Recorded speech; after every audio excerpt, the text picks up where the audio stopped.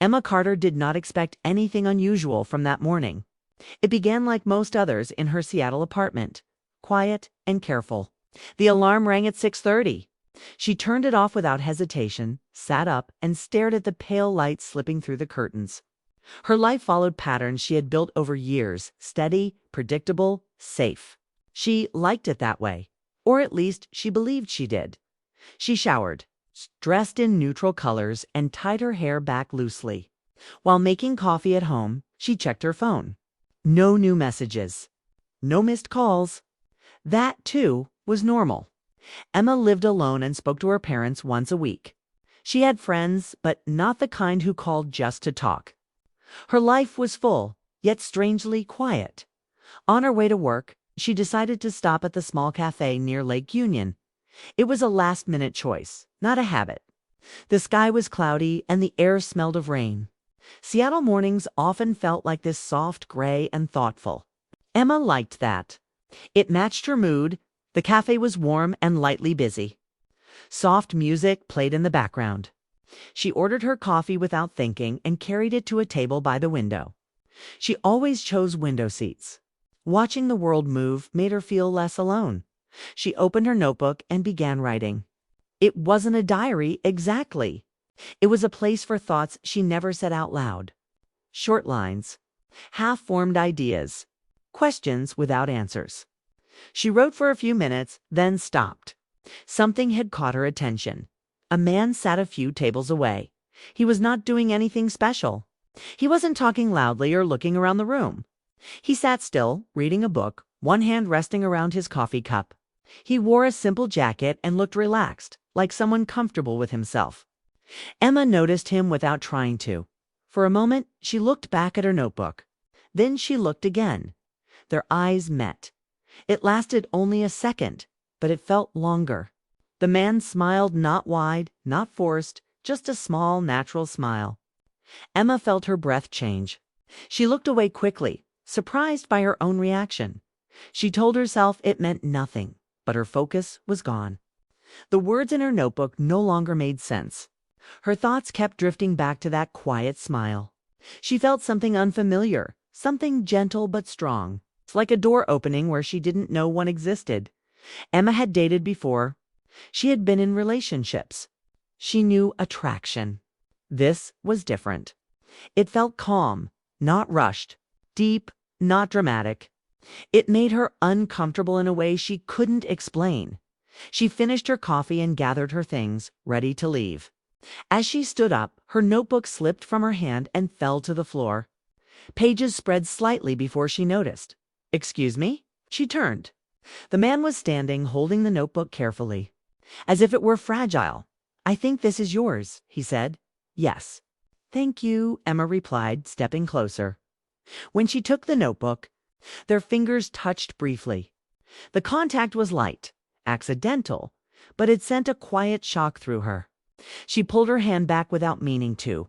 "I'm Emma," she said, unsure why she said it. "Daniel," he replied. "Nice to meet you." They stood there, unsure of what came next. Emma almost walked away. That was what she usually did. But something stopped her. "That's a good book," she said. Nodding toward the one he had been reading, Daniel glanced at it and smiled again. "It's one of my favorites. I read it when I need to slow down." She nodded. "I know that feeling." They talked for a few minutes. Not about anything important. Books, the weather, how the lake looked different every time you passed it. Their words were simple, but the space between them felt full. Emma noticed how Daniel listened. He didn't interrupt. He didn't rush to speak. When she talked, he paid attention, as if her words mattered. That alone felt rare. "I should get going," Emma said eventually. "Of course," Daniel replied. "It was nice meeting you." She hesitated, then smiled. "You too?" As she walked out, the cool air hit her face. Her heart was beating faster than usual. She told herself it was nothing. Just a moment. Just a stranger. But all day at work, her thoughts returned to the cafe. She tried to focus on emails and meetings. But her mind kept replaying small details, the way Daniel smiled, the sound of his voice, the calm in his eyes. She felt unsettled, as if her careful balance had shifted. That evening, she sat alone in her apartment, staring at the city lights. She opened her notebook again. This time, the words came quickly. "I never experienced this in my life," she wrote. She stared at the sentence. It felt honest. It also felt dangerous. Emma had built her life around control, around not needing too much, around not hoping for things that might disappear. She had learned those lessons slowly, through disappointment and quiet endings. She thought she was past all that, yet here she was, thinking about a man she had spoken to for less than 10 minutes. She closed the notebook and went to bed. But sleep didn't come easily. Her mind stayed awake, filled with questions she didn't know how to answer. Would she see him again? Did it even matter? The next morning, she told herself to forget it. Life went on. One meeting turned into another. One day followed the next. But something had changed. The world felt slightly different, as if she were walking through it more awake than before. 3 days passed. On the 4th morning, she found herself standing outside the same cafe she stopped on the sidewalk, surprised by her own choice. She hadn't planned this. Or maybe she had, without admitting it to herself. Inside the cafe looked the same. Same music. Same warm light. Her heart beat faster as she stepped in. Daniel was there. He looked up and smiled. This time with clear recognition. "I was hoping you'd come back," he said. Emma felt a quiet rush of emotion she couldn't name. She smiled back, unsure what the future held, but certain of one thing. That day, the first day, had already changed her, and she was only beginning to understand why. Emma did not plan to stay long. She told herself that as she stepped into the cafe for the second time. Just coffee, just a short break, just a familiar place before work. But when Daniel looked up and smiled, that plan quietly disappeared. "You came back," he said, standing up. "So did you," Emma replied, trying to sound calm. They laughed softly, the tension breaking in a natural way. Daniel asked if she wanted to sit with him. She agreed without hesitation, surprising herself again. They chose a table near the window, the lake visible through the glass. Outside, the clouds moved slowly, as if time itself had slowed down. Their conversation flowed easily. This time, they talked about real things. Daniel spoke about moving to Seattle for a fresh start after a long relationship ended. He didn't share details, only that it taught him patience and honesty. Emma listened closely. She felt drawn to the way he spoke, thoughtful but clear. Emma shared her own story. She talked about how she built a life that made sense on paper, but often felt empty inside. She admitted she had stopped expecting surprises. Saying it out loud felt strange, but freeing. Daniel didn't judge or interrupt. He nodded, understanding without needing explanation. "You don't seem empty," he said. "You seem careful."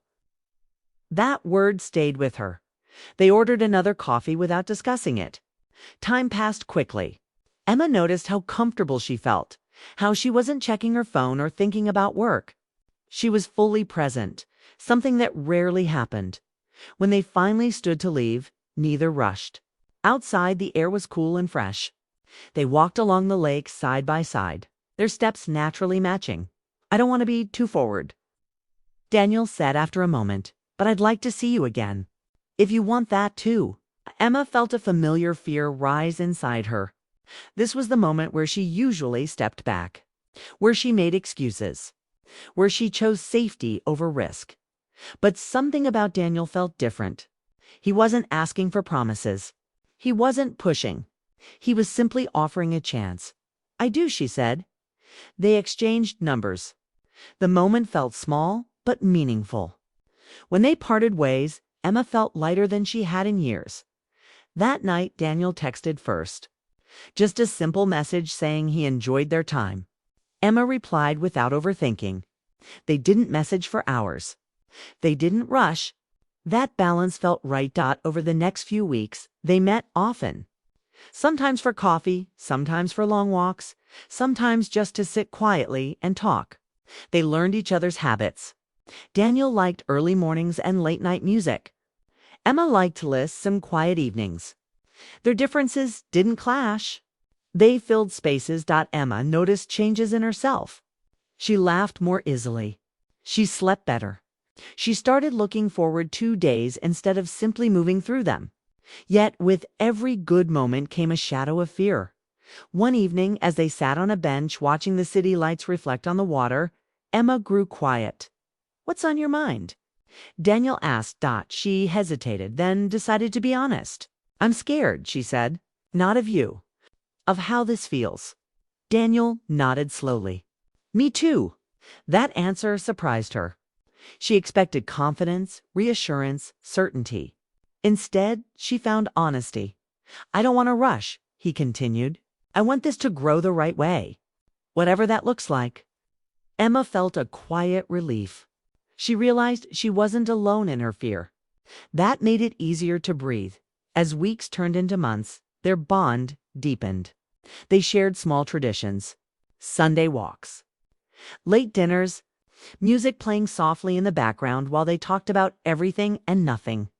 Their connection felt mature, built on respect rather than excitement alone. But life did not pause. Just because something good had arrived, Emma received an offer from her company, an opportunity to lead a new project in Chicago. It was a big step forward, something she had worked toward for years. When she read the email, her heart sank. That evening, she told Daniel. He listened quietly, his expression serious. "That's amazing," he said. "You deserve that." "But it means moving," Emma replied. Soon, they both understood what that meant without saying it, for the first time since meeting. Silence filled the space between them. Not uncomfortable, but heavy. "I don't know what to do," Emma admitted. "I've always chosen work, always chosen the safe path." Daniel took a deep breath. "I won't ask you to stay," he said. "And I won't pretend this doesn't matter to me." Emma felt tears rise, unexpected and sudden. "I never experienced this in my life," she said quietly. "Caring this much." Daniel reached for her hand, holding it gently. "Neither have I." They spent the following days in thoughtful quiet. They didn't avoid each other, but something had changed. Each moment felt more precious, more fragile. Emma weighed her choices carefully. Chicago meant growth, stability, and recognition. Staying meant uncertainty, risk, and something she could not explain but deeply felt. On her last night before giving an answer, Emma walked alone by the lake. The city lights shimmered, the water calm.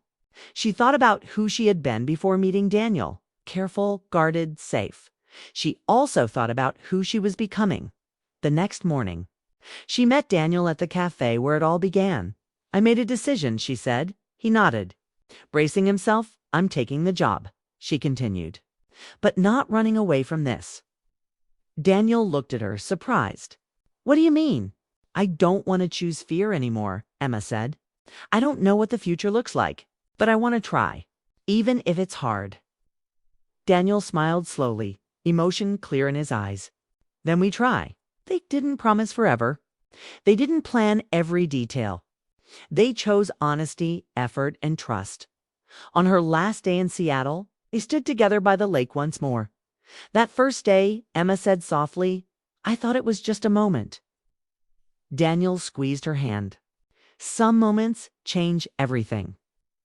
As Emma boarded the plane later that evening, she felt fear but also excitement. Her life was no longer just safe. It was real, full, open. She didn't know how the story would end, but she knew this for certain. That day was different. And because of it, she was different too.